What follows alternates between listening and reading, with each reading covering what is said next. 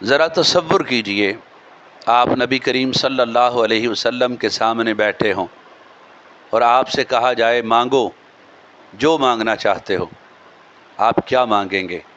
دولت، عزت، اولاد، لمبی عمر، دنیا کی خوشیاں؟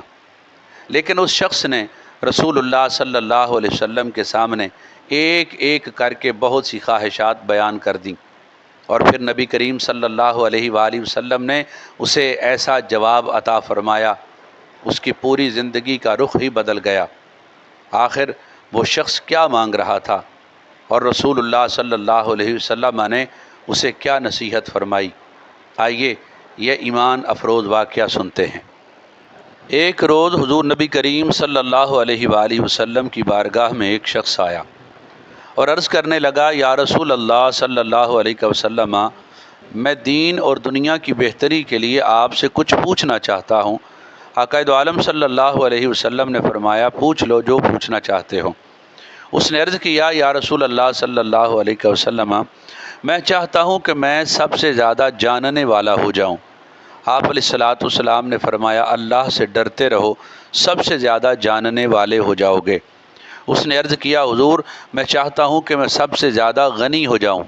فرمایا، قناعت اختیار کرو، سب سے زیادہ غنی ہو جاؤ گے۔ اس نے عرض کیا، یا رسول اللہ میں چاہتا ہوں کہ میں اچھا بن جاؤں۔ آپ نے فرمایا، لوگوں سے اچھائی کرو، اچھے بن جاؤ گے۔ اس نے عرض کیا، میں چاہتا ہوں کہ میں انصاف کرنے والا بن جاؤں۔ آپ صلی اللہ علیہ وسلم نے فرمایا، جو اپنے لیے پسند کرتے ہو دوسروں کے لیے بھی وہی پسند کرو، انصاف کرنے والے بن جاؤ گے۔ اس نے عرض کیا، میں چاہتا ہوں کہ اللہ کا خاص بندہ ہو جاؤں۔ آپ صلی اللہ علیہ وسلم نے فرمایا، اللہ کی یاد کثرت کے ساتھ کرو، اس کے خاص بندے بن جاؤ گے۔ اس نے عرض کیا، میں چاہتا ہوں کہ میرا ایمان کامل ہو جائے۔ آپ صلی اللہ علیہ وسلم نے فرمایا، اپنے اخلاق اچھے کر لو، ایمان کامل ہو جائے گا۔ اس نے عرض کیا، میں چاہتا ہوں کہ میں اللہ کے تابع داروں میں سے ہو جاؤں۔ آپ صلی اللہ علیہ وسلم نے فرمایا، اللہ کے فرائض ادا کرتے رہو، اس کے تابع دار بن جاؤ گے۔ اس نے عرض کیا، میں چاہتا ہوں کہ قیامت کو میں نور میں اٹھوں۔ آپ صلی اللہ علیہ وسلم نے فرمایا، کسی پر ظلم نہ کرو، قیامت کو نور میں اٹھو گے۔ اس نے عرض کیا، یا رسول اللہ میں چاہتا ہوں کہ اللہ مجھ پر رحم فرمائے۔ آپ صلی اللہ علیہ وسلم نے فرمایا، خود اپنی جان پر اور اللہ کی مخلوق پر رحم کرو، اللہ تم پر رحم فرمائے گا۔ اس نے عرض کیا، یا رسول اللہ میں چاہتا ہوں کہ میرے گناہ کم ہو جائیں۔ آپ صلی اللہ علیہ وسلم نے فرمایا، کثرت کے ساتھ استغفار کیا کرو، گناہ کم ہو جائیں گے۔ اس نے عرض کیا، میں چاہتا ہوں کہ میرے رزق میں وسعت پیدا ہو جائے۔ آقا علیہ الصلوۃ والسلام نے فرمایا، ہمیشہ طہارت پر رہو، رزق میں وسعت پیدا ہو جائے گی۔ اس آدمی نے عرض کیا، یا رسول اللہ صلی اللہ علیہ وسلم، میں چاہتا ہوں کہ اللہ اور اس کے رسول کے دوستوں میں سے ہو جاؤں۔ فرمایا، جس سے اللہ اور اس کے رسول کو محبت ہے اس سے محبت رکھو، اور جس سے اللہ اور اس کے رسول کو دشمنی ہے اس سے دشمنی رکھو، اللہ اور اس کے رسول کے دوستوں میں سے ہو جاؤ گے۔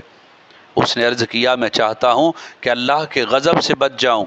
تو آپ صلی اللہ علیہ وسلم نے فرمایا، کسی پر غضب نہ کرو، اللہ کے غضب سے بچ جاؤ گے۔ اس نے عرض کیا، یا رسول اللہ میں چاہتا ہوں کہ اللہ میرے عیوب ڈھانپ دے۔ آپ علیہ الصلوۃ والسلام نے فرمایا، تم اللہ کی مخلوق کے عیوب ڈھانپو، خدا تعالیٰ تمہارے عیوب ڈھانپ دے گا۔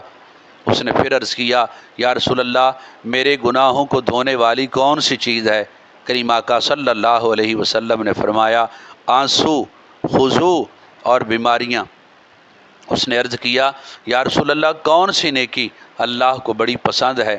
تو آپ صلی اللہ علیہ وسلم نے فرمایا، اچھا خلق، تواضع اور مصیبت کے وقت صبر اور اللہ کی مرضی پر راضی رہنا۔